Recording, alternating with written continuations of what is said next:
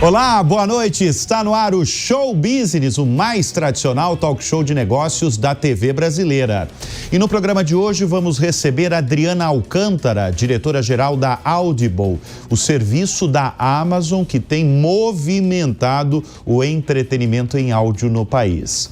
Nós vamos receber também Yuri Gricheno, CEO da Insider, marca online que bateu mais de 400 milhões de reais em vendas no ano passado.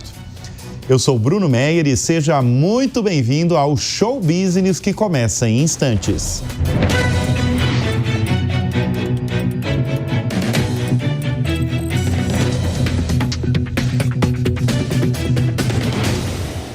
Ela comanda uma companhia fundada nos Estados Unidos na década de 1990 e vendida depois para a Amazon. Aqui no Brasil, essa empresa tem levantado o entretenimento em áudio no país e esquentado um mercado que envolve desde narradores a técnicos. Nós vamos conversar neste bloco do Show Business com Adriana Alcântara, diretora-geral da Audible, o serviço de audiolivros, podcasts e outros conteúdos em áudio da Amazon. Adriana, obrigado pela presença aqui em nosso estúdio. Você tem ampla experiência quando a gente fala de audiovisual. Você já foi chefe de uma área da Apple, você já comandou uma área infantil da Warner e agora cuida de uma companhia que faz parte de uma gigante de tecnologia, aliás, uma das mais valiosas do mundo, mas focada não em vídeo, focada em áudio. O que mais chamou a sua atenção quando você recebeu o convite para liderar a companhia? Bom, primeiro de tudo, quero agradecer a oportunidade de estar aqui. Aprecio muito o teu programa, então estar aqui é um presente. Respondendo a tua pergunta, o que eu me perguntei é como é que vai ser o audiovisual sem o visual, né? E agora, o que me veio logo na cabeça é que eu comecei a minha trajetória como roteirista. Eu gosto muito de escrever. E aí, o escrever, ele é contar histórias, né? E eu acho que isso que os livros, na verdade, fazem, né? Eles contam histórias. Então, eu fui me conectar lá com o comecinho da minha carreira, quando eu fui roteirista.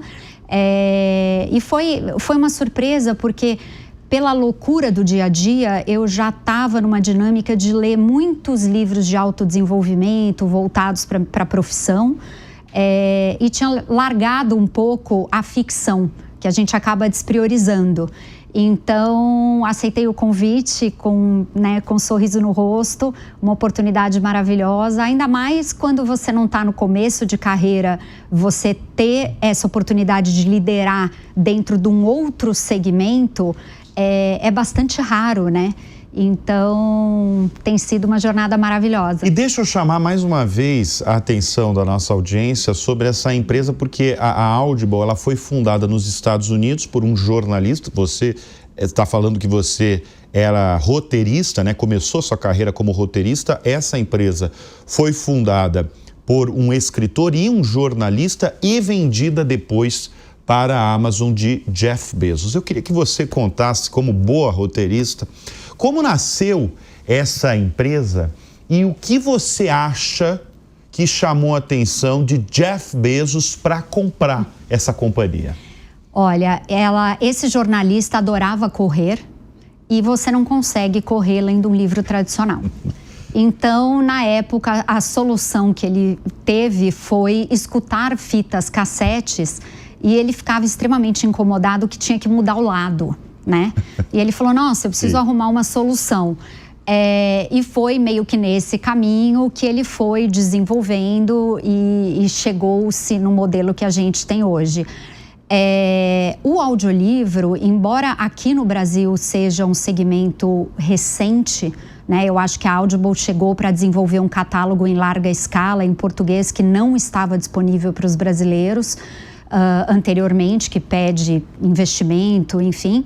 E eu acho que o que ele viu foi isso. Era um segmento onde a Amazon ainda não atuava, com muitas sinergias dentro do grupo, como os próprios livros digitais, os livros físicos, que é, né, um grande carro-chefe da Amazon, e faltava o áudio, né? Então, até porque toda a história da Amazon começa com livro, né? Exatamente.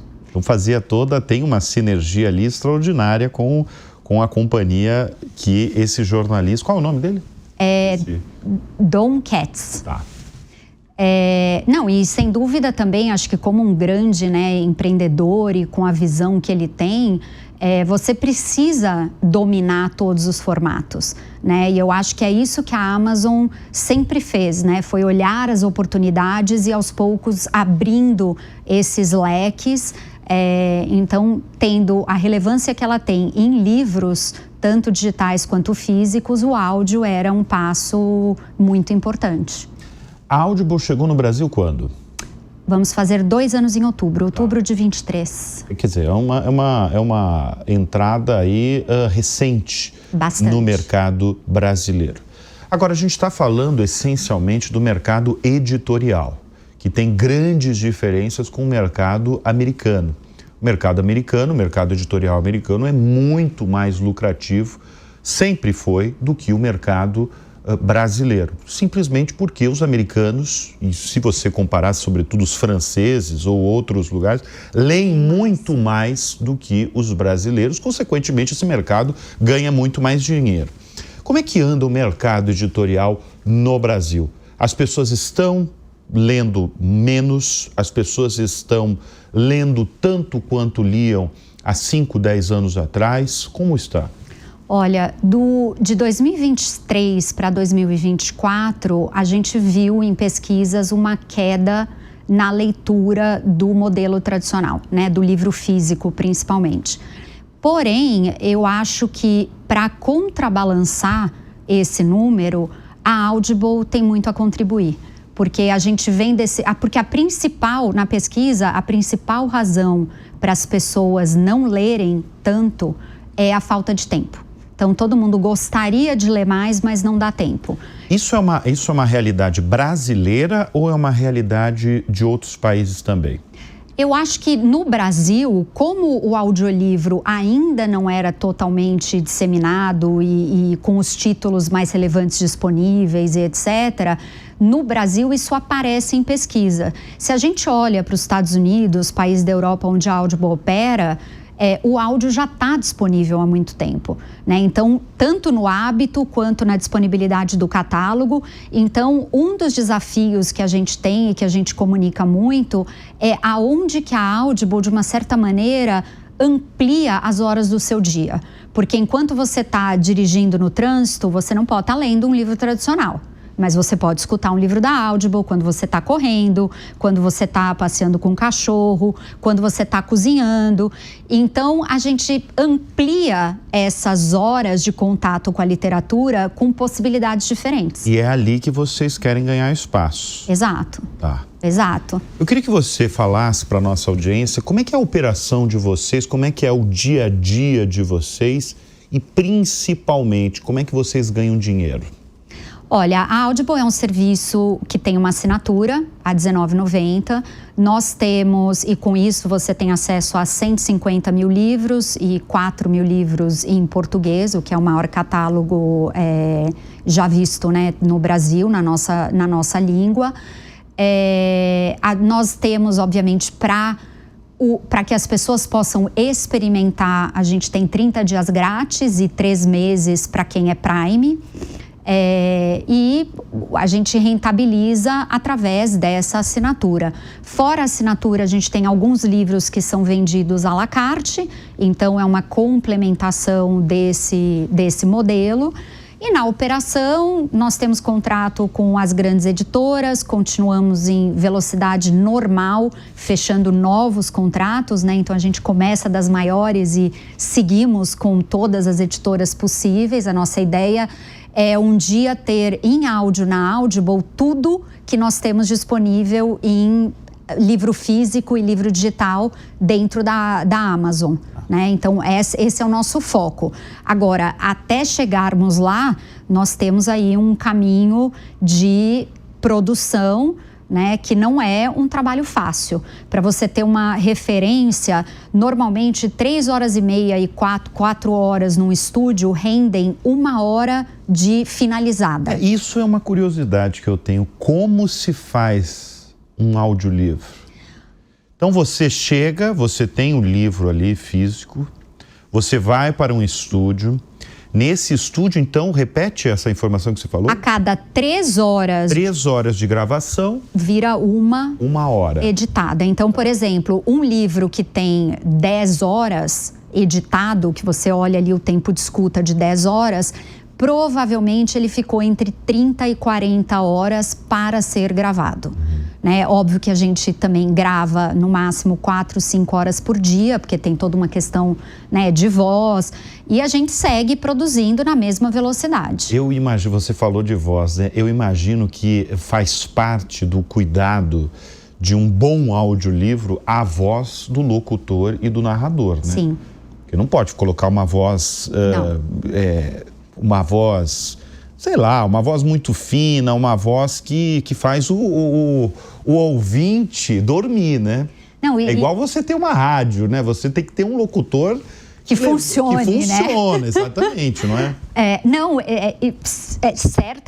Isso pra gente é, assim, muito importante. E até a sinergia desses locutores com a própria obra que eles vão ler. Então, nós temos algumas obras que são lidas por celebridades, né? Então, a gente tem Maite Proença, Denise Fraga, o Lázaro Ramos... E dentro desse catálogo, a gente normalmente fez uma lista do que a gente queria fazer com narração de celebridades e nós conversamos e falamos, está aqui a lista, qual você escolheria? Porque a gente gosta que o talento tenha uma relação pessoal. Então, ele vai ler aquela obra com o olhar dele, com o carinho, com a dedicação. E tem até um fato engraçado, porque a Denise Fraga escolheu Orgulho e Preconceito, né? Ela falou, nossa, o livro é lindo, maravilhoso e tal. E aí, quando ela foi ler, ela falou, nossa, por que eu me coloquei nessa cilada? Porque o livro é escrito com uma narrativa invertida, com frases muito longas. Então, é um livro difícil de narrar, né? Então, ela falou, a gente estava até na Bienal, num painel, e ela falou, não, eu achei que eu não fosse conseguir. E aí eu falei, a gente queria pedir que você lesse um pedacinho no painel. Ela falou, eu vou fazer um desserviço se eu tentar aqui agora. Então, assim, é um trabalho muito específico. Claro que a gente tem ampliado as possibilidades de atores, locutores, que são profissionais que não atuavam nesse segmento e podem atuar, né? Então, é uma oportunidade também de desenvolvimento da própria cadeia criativa como um todo. Posso polemizar agora? Claro. Vocês não vão colocar a inteligência artificial para ler os livros, né? Para ler como se fossem os autores, narradores, apresentadores. Então, tem muitas camadas nessa questão. Nós temos os livros narrados pelos autores, é uma das coisas que a gente faz quando faz sentido, quando o autor quer, funciona. Eu, pessoalmente, narrei o meu próprio livro em português e em inglês.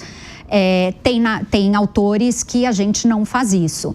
A gente não usa nos Estados Unidos hoje nenhuma inteligência artificial para narrar. A gente tem narração humana, trabalha com mais de 23 estúdios. Pra você ter uma ideia, até hoje passaram mais de 600 vozes nos estúdios com os quais a gente trabalha. Então, são 600 atores, narradores, apresentadores, dubladores que, pelas mãos da Audible, tem aí uma nova oportunidade, uma nova, né, frente ali de trabalho. Nos Estados Unidos, a gente tem alguns testes acontecendo, mas não no sentido de você ter a voz de um autor e com aquela referência você ter uma voz de inteligência artificial, né? Então, uma coisa é uma coisa, outra coisa é outra coisa. E a gente acredita que, eventualmente, essas duas opções, elas vão coexistir. Para a Audible, o quesito artístico é muito importante.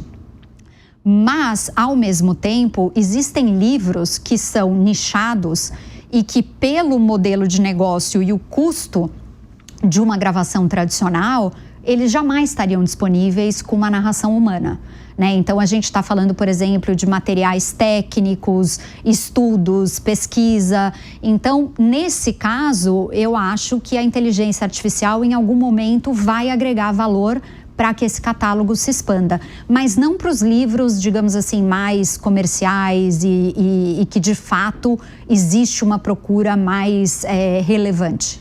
A cultura da Audible é a mesma que a cultura da Amazon? Porque a Amazon é muito conhecida, inclusive executivos da Amazon já passaram por esse programa, e não sei se é conhecida por todos, mas ela é conhecida no mercado corporativo que sempre é o dia 1. Essa é uma cultura de vocês também? Olha, eu acho que na Audible menos. A gente tem a Audible, se você entrar no site, a gente tem valores, são muito próximos, mas tem certas diferenças ali na gestão e no fato de ser uma empresa apartada. Mas tem muita coisa em comum. O que a gente escuta muito é a questão, né, dos documentos, a forma de organizar informação, a forma de trabalhar de forma colaborativa com outras áreas. A gente acaba operando da mesma maneira, mas a Audible não é tão diretamente explícita com a questão do Day 1, que é quase uma religião. Que é o Day 1, exatamente. Kleber Moraes, da AWS, estava aqui e ele falou longamente, inclusive, sobre essa cultura, né, que vem de Jeff Bezos, né, de todo dia ser o dia 1. Por isso que eu fiz essa pergunta a você. Deixa eu chamar a atenção para a sua carreira.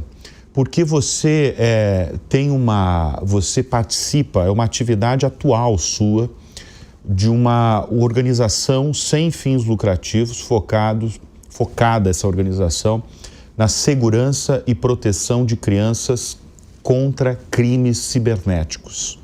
Um assunto sério, um assunto que eu quero justamente que você traga aqui neste bloco. Em primeiro lugar, por que você está nessa organização? E quais os cuidados básicos para a proteção das crianças contra crimes cibernéticos? Olha, o meu envolvimento, eu queria muito fazer um trabalho voluntário, né? E quando eu estava buscando, eu acho que eu tenho algumas oportunidades, possibilidades, conexões, aonde talvez a minha hora de colaboração pudesse se multiplicar, né? Então, dentro de todas as formas que eu poderia colaborar, eu falei, nossa, se eu pegar uma organização que fale com o meu coração, né? Eu trabalhei com crianças muito tempo, eu cuidei de Nickelodeon, cuidei do Cartoon Network, eu tenho uma filha que agora tem 14 anos, mas quando eu comecei na Protect Us Kids ela tinha 9. E ao mesmo tempo, a base dessa organização é informação. O que a gente acredita é que não existe hoje você falar para uma criança e para um jovem para ele não acessar a internet. A própria dinâmica das escolas, ela está atrelada hoje, ninguém mais está indo na biblioteca pegar a Barça ou a Mirador, né? Então, assim, não existe você proibir. Então, a gente foca muito no awareness, em conseguir colocar no radar de uma criança o quanto ela está exposta e quais os principais riscos. Então, isso que eu quero entrar. Quais são os, vou chamar de delito digital, que as crianças, os adolescentes no Brasil ou no mundo estão mais expostos? A exposição está muito ligada a uma pessoa, principalmente, se aproximar e se passar por alguém da mesma idade, com interesses em comum, principalmente em crianças e jovens que estão muito tempo na internet, porque isso automaticamente dá um perfil de solidão.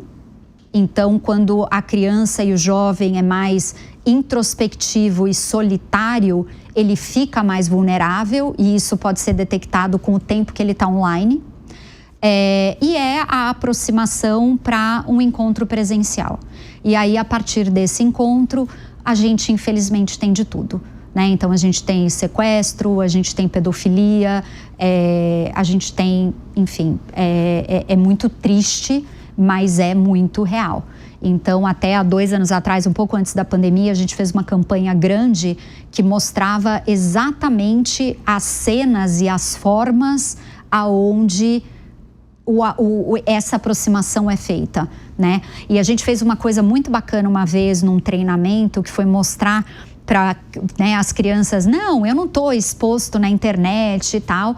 E aí a gente falava, bom, com quem aqui que a gente pode fazer um teste? E aí a gente pegou, o menino devia ter 11, 12 anos, e através de redes sociais e de uma análise, a gente conseguiu puxar, esse é seu pai, essa é sua mãe, essa é a escola que você estuda, esse é o bairro que você mora, você está sempre na casa da sua avó, você faz vôlei, futebol e tal coisa. E aí todo mundo parou, né, e falou, caramba, porque tá muito nas pequenas coisas, né? Então, dentro da ingenuidade, eles acham que não estão expondo, mas você faz ali o raio-x da vida inteira. E com isso, da rotina completa, né? O que gera uma vulnerabilidade também muito grande. Adriana, vocês estão nos bastidores de uma notícia que foi muito comentada, uma notícia que foi muito comentada negativamente, inclusive, sobre a candidatura do influenciador Felipe Neto para a presidência da República.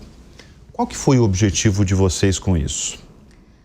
Olha, a Audible, a gente trabalha com marketing de influência como um dos pilares, né? Como não poderia ser diferente. Nós somos um serviço digital, onde boa parte das pessoas assinam, né, através do iPad, através de um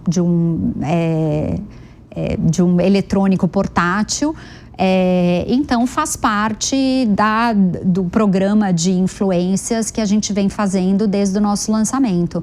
Como a gente faz muito também marketing espontâneo, né, um trabalho colaborativo com booktokers e com influenciadores que tenham uma alta conversão no perfil de ouvinte que a gente Mas nesse caso, Felipe Neto, foi contratado por vocês para fazer esse marketing.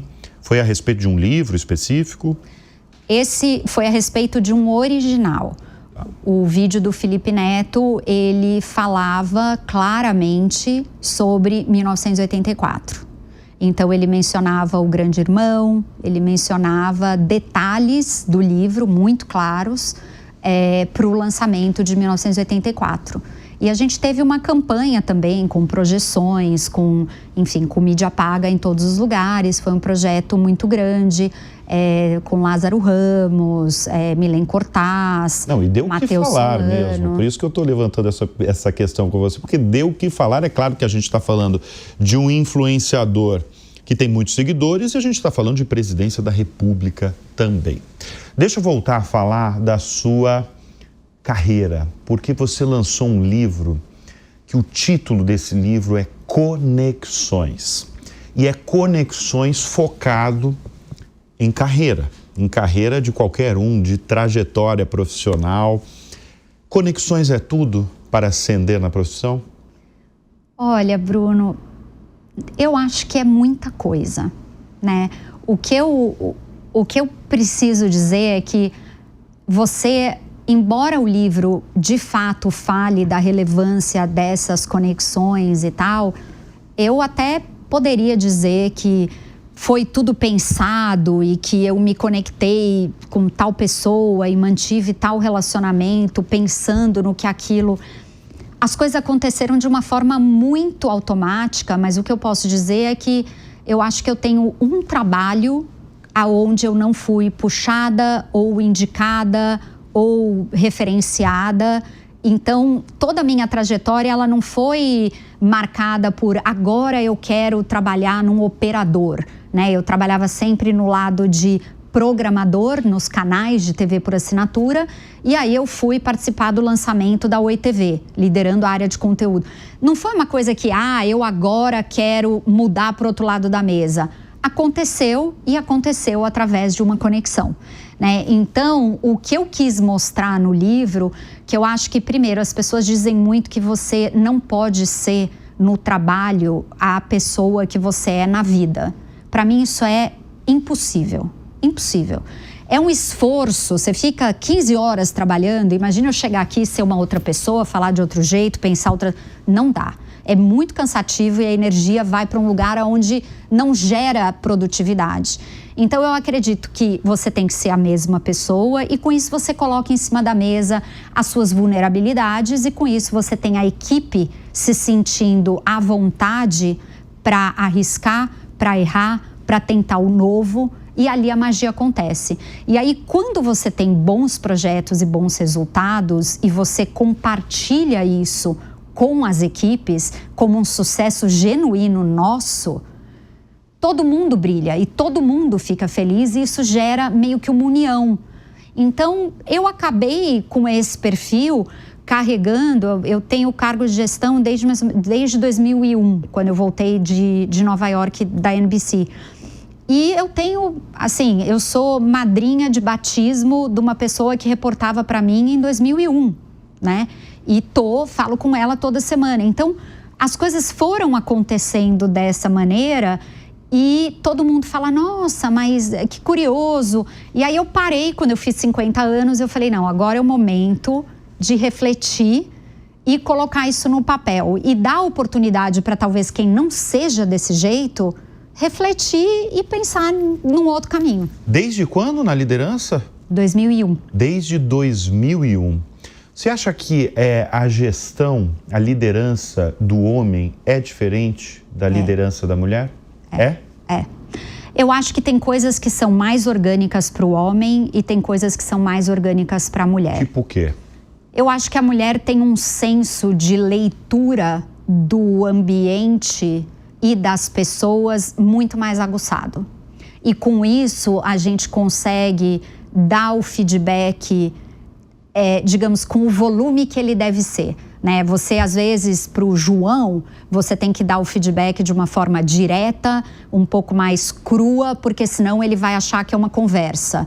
E, às vezes, para o José, você tem que colocar que você sabe que ele está tentando e fazer de uma forma mais leve, se colocar mais à disposição para construir junto.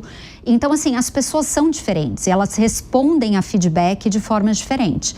Então, assim, eu já vi no mundo corporativo uma pessoa, por exemplo, sair da empresa e falar, nossa, mas eu achei que eu não tinha futuro. Eu achei que o meu chefe não apreciava a forma como eu trabalho. Então, eu acho que com liderança masculina, às vezes você tem essa dificuldade de estar na mesma página. As mulheres tendem a ler isso muito mais fácil, né? Agora, uma coisa que eu aprendi muito na Oi, onde eu trabalhava com muitos homens e chefe homem, é que as mulheres se comunicam diferente. E aí, para os homens, a mulher tem que se treinar de ser mais assertiva, organizar o discurso de uma outra forma. Normalmente, as mulheres, elas gostam de, vamos pensar junto. Você falar isso para o homem, eles falam, ok, pensa você, quando você tiver o que falar, você volta. Muito bem. Adriana Alcântara, diretora-geral da Audible. Uma pergunta clássica aqui do show business. Quem são as suas referências na vida e no mundo dos negócios? Olha, na vida, eu acho que talvez a Audrey Hepburn. Nunca foi dita aqui. Muito bom você trazer aqui no programa. É alguém que eu, enfim, acompanhei e admiro maravilhosamente. Profissionalmente, eu tive muitos mentores e muitas pessoas que eu admiro muito. Acho que seria até injusto colocar... Mas tem uma figura como a Audrey que você poderia falar assim, essa é uma referência como empreendedora, como líder? Olha, eu tenho referências assim, como líder, né? Eu acho que a Susan Jurevich, que foi já a minha líder na Audible, é uma referência no sentido de você ser o preciso e buscar o resultado de uma forma super agressiva, ao mesmo tempo sendo soft. É muito louco, né? Sendo soft. A Elisabetta Zenatti eu admiro muito, que é, né, a líder da Netflix. Ela foi minha chefe direta. No Brasil, né? No Brasil. No Brasil. Eu reportei para Elisabetta em 2001, logo que eu voltei de Nova York. E então, assim, aquela cabeça para o negócio, aquela assertividade, a capacidade de gerir projetos grandes até naquela época, né? Assim, nós todos tínhamos menos 30 anos, literalmente. Então, também é uma referência para mim. Muito bem, nós conversamos neste bloco do Show Business com Adriana Alcântara, diretora-geral da Audible. Obrigado pela presença aqui no estúdio. Obrigada a você, Bruno. Ele cofundou uma marca online em 2017 que desde então se tornou uma empresa com mais de 400 milhões de reais em vendas em apenas um ano. Nós vamos conversar neste bloco do Show Business com Yuri Gricheno, CEO e cofundador da Insider. Yuri, obrigado pela presença aqui em nosso estúdio. E o Yuri vem com uma notícia, uma grande novidade, uma novidade quente que vem especificamente aqui no Show Business para falar. Porque o Rappi firmou uma parceria com a sua companhia, o que vai consolidar aí a entrada do aplicativo na categoria de vestuário, ou seja, os usuários eles conseguem fazer uma compra de uma camiseta no aplicativo e tem a promessa aí de entregas de até 10 minutos. Queria que você contasse essa novidade para a nossa audiência. Como é que vai funcionar, afinal, essa parceria? Muito bom, Bruno, obrigado aí por me receber. Super prazer de contar um pouco mais aí sobre a Insider e os desafios aí que a gente tem e essa super parceria de trazer aí produtos da moda, né, produtos de vestuário, de tecnologia e uma entrega também de tecnologia. Então, a entrega entre 7 a 10 minutos através do Rappi Turbo. Então, é uma super novidade aí que a gente está trazendo. Sempre buscamos trazer inovação e experiência para o cliente. Então, nada melhor do que uma entrega extremamente rápida. Pensou, já entrou no aplicativo, selecionou o item, 7 minutos, entre 7 e 10 minutos está na sua casa. Bom, você deve acompanhar que todos esses serviços de entrega no país, eles estão em ebulição aí por conta de espaço de mercado, né? E a gente está falando do iFood, a gente está falando da Rappi, a gente está falando... A Meituan está chegando no Brasil, a chinesa Meituan, que é gigantesca na China. Como é que começaram as conversas entre vocês e a Rappi? Perfeito. De forma geral, né, as empresas de entrega rápida, né, esse formato de business, eles tendem a buscar a diferenciação porque, de fato, é um mercado extremamente competitivo. Sendo um mercado competitivo, eles precisam entregar uma experiência ou produtos melhores, né, uma seleção de produtos melhores para os seus clientes. E com isso surgiu a oportunidade, né, a Rappi entrou em contato com a gente, né, oferecendo essa proposta e a gente claramente aceitou por ser algo que é um benefício mútuo, tanto para eles quanto para a gente, quanto para os nossos clientes. Então, é algo que a gente não perdeu tempo e já botou para rodar. Então, já está valendo, já está no ar, você já consegue fazer seu pedido hoje, né, em toda São Paulo.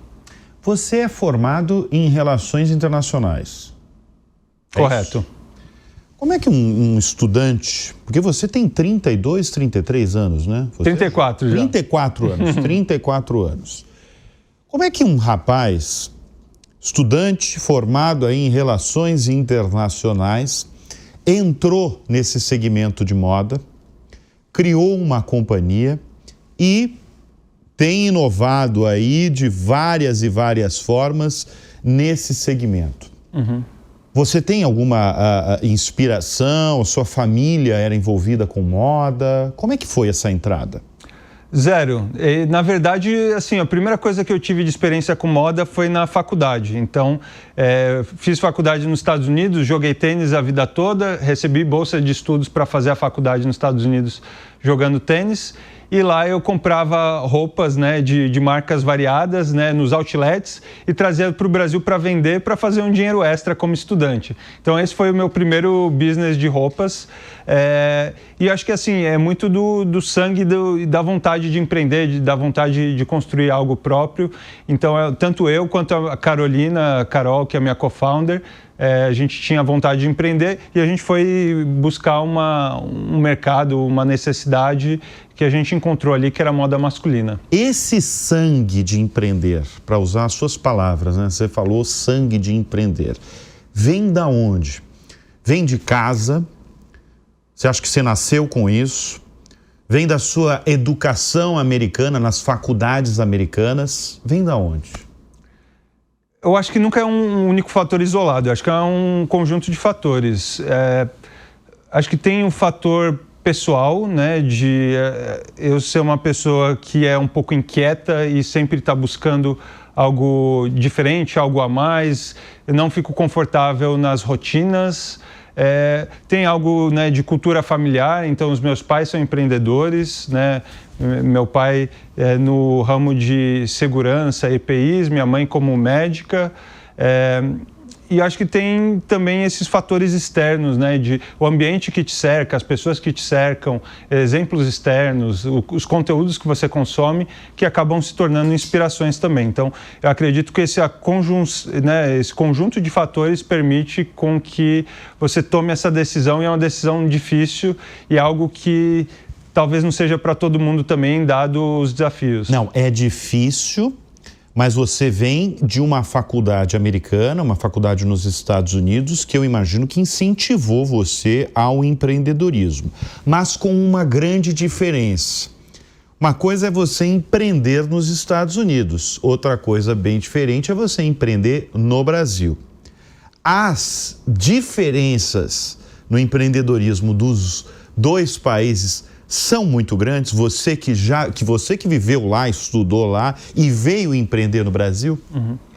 Eu diria que o mercado americano ele é mais maduro para uma série de indústrias, então ele já tem um nível de competição e maturidade maior, né? Então a barreira de entrada às vezes pode ser maior do que no Brasil, mas uma vez que você quebra essa barreira de entrada, você pode ter acesso a um mercado maior. Então, não é por acaso que nos Estados Unidos tem um maior volume de unicórnios, empresas avaliadas em mais de $1 bilhão. Então, de alguma forma, o mercado total americano, o mercado total endereçável é muito maior do que o mercado brasileiro. Então, a gente tem no Brasil uma barreira de entrada menor para diversas indústrias. Isso possibilita que mais pessoas consigam começar e tenham um nível de competição mais baixa, mas conforme a empresa vai crescendo, no Brasil a gente tem uma série de desafios e escalar e crescer no Brasil é extremamente desafiador. Bom, a gente está falando de uma companhia que tem um crescimento acima de 100% ano a ano. Exceto um ano, né? Teve em 2021, pós-pandemia não, estava no meio da pandemia ali, que não cresceu, não atingiu esse crescimento que eu acabo de falar. Mas é extremamente relevante e é muito difícil eu receber aqui. Eu falo com os maiores empresários brasileiros toda semana através do Show Business, mas é muito difícil eu receber companhias que crescem na velocidade que vocês crescem, de 100% ano a ano. Qual que é a estratégia de vocês, ano a ano, para esse crescimento de 100%? Uhum. Nunca é a mesma, então cada ano eu gostaria que fosse a mesma. Fala da estratégia do ano passado e a estratégia desse ano, por exemplo. Perfeito. Então, vou puxar até da pandemia, que foi, né, um divisor de águas ali para todo mundo. Vocês não cresceram isso. Mas, aliás, por que vocês não cresceram? Porque teve... a venda é toda feita online. Uhum. E teve um boom de vendas online com a pandemia, né? Você teve um crescimento avassalador do comércio eletrônico no mundo inteiro. Perfeito. Por que vocês não cresceram? Esse falou, eu estou sendo exigente porque o número de vocês é alto. Por que vocês não cresceram nesse patamar? Perfeito. Porque no ano anterior a gente cresceu 5 vezes durante a pandemia. Tá. Então, no pós-pandemia, a gente teve dificuldade de continuar crescendo, porque o patamar do ano anterior tinha sido de 5 vezes. Então, foi um patamar extremamente desafiador para a gente. E a gente, assim, não tem um único playbook, mas a gente tem um único canal, tem alguns canais de distribuição e um único canal que é o digital. Então, a gente não tem loja física, a gente não vende no varejo físico, porque a gente foca todas as nossas iniciativas no digital. Então, o digital permite que a gente ganhe escala a nível Brasil e que a gente chegue na casa das pessoas pelo Brasil todo. Pelo varejo físico, a gente teria muito mais dificuldade de conseguir esse nível de escala e levaria muito mais tempo, tendo que abrir lojas físicas, tendo essa capilaridade. Então, o que a gente foca muito é conseguir disseminar, a Insider através dos canais digitais todos. Tá presente nas redes sociais, agora presente dentro dos aplicativos, de forma geral, conseguir estar distribuindo a empresa, distribuindo os produtos e tendo esse conhecimento de marca dentro dos canais digitais. Vocês têm centro de distribuição? Sim, um centro de distribuição, mas... Isso, perfeito. Que ninguém pode ir lá e fazer um pedido. Então, a gente, a partir de lá, distribui para todo o Brasil. Isso. Tá. Mas como é que é a operação? Vocês desenham? Vocês distribuem? Correto. É essa a operação de vocês? Vocês têm a base aqui em São Paulo?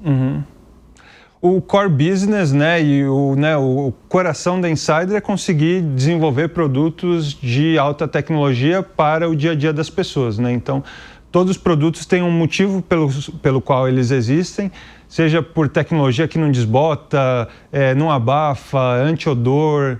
Então, a gente tem produtos com diferentes tecnologias têxteis e esses produtos a gente vai desenvolvendo um por um para conseguir suprir essas necessidades dos nossos clientes. Essas tecnologias vêm de onde? Então, esse é de fato core business. A gente tem time de desenvolvimento, de estilistas, de modelistas, tem pesquisadores de tecnologia, desde tecnologia de nanopartículas, quanto tecnologias em fios. Então, tem toda uma cadeia têxtil que tem uma série de tecnologias e a gente utiliza dessas tecnologias para trazer benefícios para os clientes. E hoje o brasileiro quer o que numa camiseta? O básico a gente fala que não existe mais, Então a gente acredita no essencial, que vai muito além do básico. Então, falando de camiseta, ela é anti-odor, não precisa passar, não desbota. Então, é diferente da camiseta que lá no passado era commodity, que as pessoas queriam comprar o mais barato possível. Hoje elas olham para comprar o diferencial, O que a Insider consegue oferecer a mais com as tecnologias que a gente vai desenvolvendo dentro de casa. Quantas camisetas vocês vendem por dia? Boa pergunta, eu não sei exato, mas na casa dos milhares. Casa dos milhares. Casa dos milhares. Você tem um número, por exemplo, semana, mês? Eu sei que varia, é evidente que varia, A gente tem mais de 1 milhão. 1 milhão? 1 milhão de clientes já adquiridos ao longo dos últimos 8 anos. E com esse crescimento acelerado, esse número tende a ir crescendo, dobrando ou crescendo num ritmo bem acelerado. Como eu falei na abertura aqui deste bloco, vocês bateram 400 milhões de reais em vendas no ano passado. Qual que é o momento de vocês hoje, no ano de 2025? O que vem por aí? Vem fusão? Vem aquisição? Vem abertura de capital? Acho que não, Vem? Por enquanto não. A gente, acaba sendo muito focado e muito diligente dentro de casa. Então, a gente olha pouco para fora de casa e muito para melhorar as métricas, melhorar a experiência do cliente, melhorar o portfólio de produtos. Então, a gente acredita que tem muito trabalho ainda a ser feito dentro de casa antes de a gente começar a aumentar o nível de complexidade da organização. Então, a Insider é uma empresa que ela roda com caixa próprio e não conta com investidores externos. Não tem investidor? Não. São vocês dois, você e Carolina. Perfeito. Você no cargo de CEO, a Carolina também está no dia a dia da companhia. Perfeito. COO, tocando toda a operação no mínimo detalhe. Mas qual é o momento em 2025? Vocês tiveram um bom semestre? Esse primeiro semestre foi bom? Foi um bom semestre e é um semestre muito voltado a estabelecer todas as bases para o segundo semestre, que é onde a gente, de fato, destrava valor. Então, as principais datas comemorativas, o alto volume de vendas vem sempre no segundo semestre, então, uma sazonalidade conhecida já do varejo. Então, no primeiro semestre, a gente faz um trabalho muito mais estruturante do que um trabalho focado para resultados muito agressivos. E aí, o foco de resultado mesmo é muito no segundo semestre, onde a gente vai buscar essas metas agressivas. A data que vocês mais vendem é qual? Natal? Black Friday. A Black Friday. Em novembro, né? Então, geralmente no final de novembro, acho que a última sexta-feira de novembro, é a nossa principal data do ano, todos os anos, desde que a gente começou a Insider. Vou falar uma frase que certamente você talvez deve ter sonhado, talvez sonhe até hoje com essa frase. Não amassa, não desbota e não fede. Da onde surgiu esse slogan de vocês? Na verdade, nunca foi feito para ser um slogan, mas foi algo que ficou tão forte na cabeça das pessoas né, de uma forma tão objetiva que acabou sendo uma mensagem disseminada de forma, né, quase que orgânica, né? Óbvio, a gente tem influenciadores, parceiros, comunicadores, marketing de performance, Facebook, Google, mas a gente também tem essa mensagem, né, viralizando e sendo comunicada, né, por diversos clientes. Você e a Carolina, a sua cofundadora, vocês se definem como bons de moda, como bons vendedores ou como bons marqueteiros? Acho que eu vou inovar aqui na pergunta. Acho que, antes de tudo, a gente tem que ser muito bom ouvinte do cliente. Então, acho que a gente sempre parte, né, não de desenvolver tecnologias porque a gente gosta e porque a gente tem apego e porque a gente quer desenvolver tecnologias para o nosso ego. A gente desenvolve porque é muito do que a gente enxerga nas necessidades e como resolver esses problemas do dia a dia dos nossos clientes. Então, a gente primeiro parte dessa base de clientes. Quando a gente lançou a empresa, a gente não tinha clientes, obviamente, então a gente partiu de, né, pesquisa de mercado, de, né, conversas com amigos, e aí com isso a gente foi entendendo o que estava faltando ali naquele mercado de moda masculina, que aí a gente foi conseguindo endereçar e ampliar essa gama de produtos. Então, a gente sempre parte do cliente, mas, do outro lado, a gente é muito bom de marketing, muito bom de distribuição, né? E agora a gente está virando muito bom em operação também. Tecnologia é um core para a gente, que a tecnologia permite que a gente faça a distribuição para todo o Brasil, tenha milhões de acessos no site sem nenhum tipo de interferência. Então... E o início da fundação ali de vocês, em 2017... Cada um colocou 50 mil reais. Perfeito. Foi assim que começou tudo. Exatamente. Ou seja, com 100 mil reais, o que vocês fizeram com esse dinheiro? Foi suficiente para comprar o estoque mínimo necessário para as primeiras vendas. Se eu não me engano, esse primeiro volume foram 200 unidades. Mas né, abrir CNPJ, montar o primeiro site, colocar o site no ar... ter o primeiro funcionário, então o mínimo de fato necessário para conseguir ter uma empresa de pé. E aí, a partir daí, a gente foi construindo a partir do resultado que foi gerado. Então, a Insider sempre dependeu da geração de resultado para o crescimento. O que é indispensável para a venda hoje? Eu diria produtos de qualidade que ressoam e tenham uma conexão verdadeira com os clientes. Mas e o marketing? O marketing, ele acaba sendo a próxima etapa, né? Então, se você não parte de um produto muito bom, você não consegue ter a fidelização e a retenção do seu cliente. Então, a gente acredita que só vale a pena lançar um produto e ter esse produto no ar a partir do momento que a gente entende que ele é bom o suficiente para que o cliente continue voltando, o cliente continue comprando. Eu estou insistindo em marketing porque vocês dois são bons de marketing, o mercado sabe disso. Sim. Eu queria que você falasse para a nossa audiência como é, desde o início, o marketing de vocês? Vocês fecham parcerias com influenciadores, com parceiros? Como é que foi feito desde o início e como é feito hoje o marketing de vocês?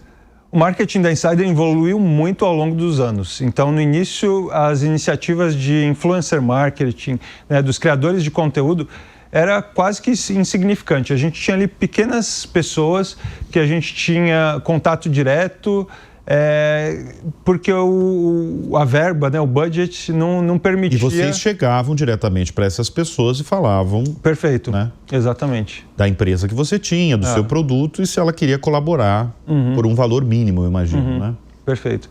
Então, a gente sempre teve esse foco muito grande em botar a mão na massa, né? Tem ali uma frase, né? Um artigo famoso ali do Paul Graham, que é o Founder Mode, que é você estar ali focado e não delegar as atividades logo de primeira mão. Então, a gente sempre esteve ali muito focado em conseguir destravar valor nas menores iniciativas, até que a gente torne essas pequenas iniciativas em processos. Esses processos, né, viram máquinas, essas máquinas se tornam uma empresa escalável. Então, a gente sempre acreditou em conseguir construir uma empresa que tem essa sustentabilidade através dessas máquinas que funcionam, né? Engrenagens que estão ali muito bem estabelecidas para conseguir gerar valor. E aí o marketing, por exemplo, é uma engrenagem que hoje é muito robusta e tem várias dessas engrenagens funcionando perfeitamente e às vezes não tão perfeitamente assim. Quem olha de fora sempre acha muito mais estruturado do que dentro de casa, que tem ali uma série de desafios e problemas. Mas de forma geral é o foco muito grande em criar essa estrutura que permita com que os processos sejam escaláveis. Yuri, o mercado da moda está saturado? Eu acredito que não. Eu acho que todos os mercados sempre têm oportunidades para quem tem o olhar certo e para quem consegue ouvir o cliente. Então, os clientes sempre querem mais. Você sempre consegue encontrar um ângulo onde você consegue aportar valor. Acho que o desafio não é conseguir encontrar oportunidades. Acho que o grande desafio é conseguir encontrar oportunidades escaláveis, né? Então, você ser uma marca de roupa que atende um público ultra pequeno, específico e nichado, sempre vai existir. Então, a gente começou de uma forma muito nichada, com camiseta para usar por debaixo da camisa. E aí, ao longo do tempo, a gente foi tentando encontrar outras oportunidades que permitissem que a gente fosse escalável. Agora, qual é o impacto das marcas fast fashions chinesas no negócio de vocês?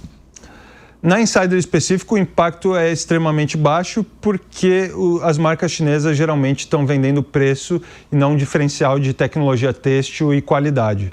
Então, geralmente, quem acaba sofrendo com as ultra fast fashions são os fast fashions e os varejistas né, de magazine, né? Então, do nosso lado, a gente sempre aposta em diferenciação, em produtos, né, de alto valor para os clientes, e com isso é um produto que se diferencia, né? Tem os produtos de entrada, né, que são os produtos chineses, e tem os produtos premium, que é a categoria onde a Insider ocupa.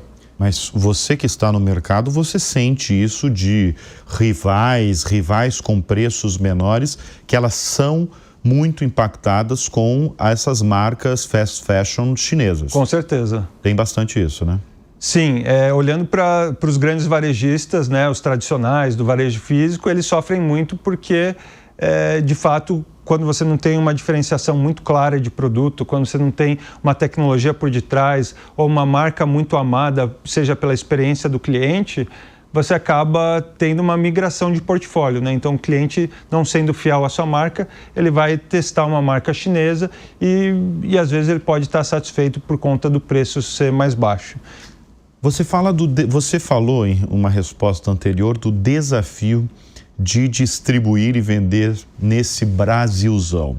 Mas vocês têm um mercado que vocês mais vendem hoje? É o Sudeste? Sudeste é inevitavelmente, né, a maior concentração de renda do Brasil, e isso também acaba sendo uma proxy para o volume de vendas, né? Então hoje o grande volume de vendas da Insider é no Sudeste, mas a gente vende literalmente para o Brasil todo, né? A gente já tem alguma região que vocês têm dificuldade? Acho que a região norte é a mais difícil e isso não é algo exclusivo nosso, mas é algo geral do mercado. Isso acontece muito pela dificuldade de logística e o tempo de entrega. Então, na região norte do Brasil é a que mais sofre com prazos e preços de entrega. E o estrangeiro? Vocês vendem ou querem entrar cada vez mais para outros países? A Insider já vende em 40 países. 40 países, tá. Então, a gente tem a venda através do International Shipping, a gente tem um site que está aberto e disponível no mundo todo. Então, qualquer pessoa que mora em qualquer país do mundo consegue comprar Insider e, obviamente, tem um prazo de entrega um pouco maior do que o prazo no Brasil. Não vai ser em 7 minutos, não vai ser em 10 minutos, mas você consegue um pedido, né, com a mesma qualidade de produto e tecnologia têxtil em qualquer lugar do mundo. Ô Yuri, com aqueles 50 mil reais que você tinha nas mãos e a Carolina, sua cofundadora, tinha outros 50 mil reais, totalizando 100 mil reais para abrir esse negócio, que no último ano se transformou em 400 milhões de reais em venda. Você imaginava que vocês iam bater números como vocês bateram e vão bater esse ano? Não. A resposta simples, direta é não, mas o mais legal quando você está empreendendo é que o sonho e a ambição vão sempre crescendo. Então, quando a gente começou, a gente obviamente tinha objetivos desafiadores, mas eram desafiadores para a escala que a gente tinha, né? Então, esse investimento inicial que a gente tinha de 100 mil reais, a gente queria que no primeiro ano a gente já passasse esses 100 mil reais investidos e ter mais de 100 mil reais de vendas. E a gente conseguiu bater essa meta com muita folga. E aí, conforme os anos foram passando, a gente foi cada vez subindo mais a barra e foi se desafiando. Então, o legal, né, do empreendedorismo é você conseguir se desafiar as pessoas ao seu redor, não só por métricas financeiras, mas métricas de satisfação do cliente, portfólio de produtos, né, você consegue trazer uma complexidade grande e o mais legal é ter o time junto com você trabalhando para esse grande objetivo, e não é um objetivo só financeiro, é conseguir impactar a vida das pessoas com produtos de melhor qualidade, melhorando o dia a dia delas. Você e Carolina, sua sócia, se dão bem? Sim, super. Não, eu pergunto isso porque nem todo sócio se dá bem com o sócio, isso é muito notório, né? Qual que é o segredo para uma boa parceria?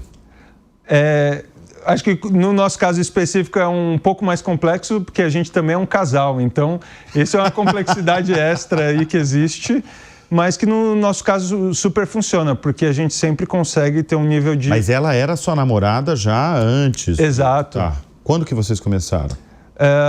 O nosso relacionamento foi em 2015, tá. 2014, 2015. A Insider foi em 2017, 2018. Muito bem. Aí se você falasse que você não se dava bem com a sua sócia. Olha só, eu vou fazer uma pergunta clássica aqui, Yuri, e eu acho que pode revelar muita coisa de você como empreendedor, inclusive. Quem são as suas referências no mundo dos negócios?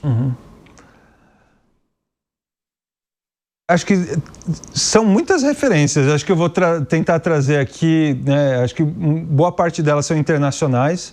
A gente admira muito, né, a cultura do Vale do Silício, de forma geral, né, da forma que as empresas são criadas para escalar, a mentalidade de longo prazo, né, foco em crescimento e reinvestir no futuro da empresa. Então, olhando de referência, né, a gente tem Airbnb, né, Brian Chesky como empreendedor, conseguiu construir uma empresa que, né, os clientes amam, que tem um foco muito grande em produto, que conseguiu escalar ao longo do tempo. A filosofia por detrás da empresa é incrível de acompanhar, né? Todos os conteúdos ali do Y Combinator, que é a maior aceleradora do Vale do Silício, e onde o Airbnb também passou. Então, tem ali... muitos desses conteúdos a gente consumiu no primeiro ano começando a empresa, e foram conteúdos que a gente consumiu que permitiram que a gente tivesse uma visão um pouco maior e uma ambição um pouco maior, né? Então, o Airbnb também é muito legal, que ele começou recebendo pessoas na casa dele de uma forma super informal, sem escala, muito pequeno, só que com uma ambição e com uma vontade de fazer esse produto extremamente pequeno algo global. Muito bem, nós conversamos neste bloco do Show Business com Yuri Gricheno, CEO da Insider. É muito bom receber personalidades brasileiras, como é o caso do Yuri, 34 anos, estudou nos Estados Unidos, veio para o Brasil empreender e faz sucesso com o seu negócio, gerando emprego, gerando renda para centenas de profissionais que você emprega. É muito bom ter personalidades como você. Parabéns. Muito obrigado. Prazer, Bruno. Obrigado, viu? Obrigado pela sua presença aqui no nosso estúdio. E olha só, o Show Business vai ficando por aqui. Muito obrigado sempre pela sua audiência, pela sua confiança. Eu, antes de encerrar, tenho um convite para você. Se você quiser ter conteúdos exclusivos aqui da Jovem Pan, faça a sua assinatura. Entra lá, www.jovempan.com.br e assine. Muito obrigado pela audiência, pela confiança. A gente volta na semana que vem. Até lá. Tchau.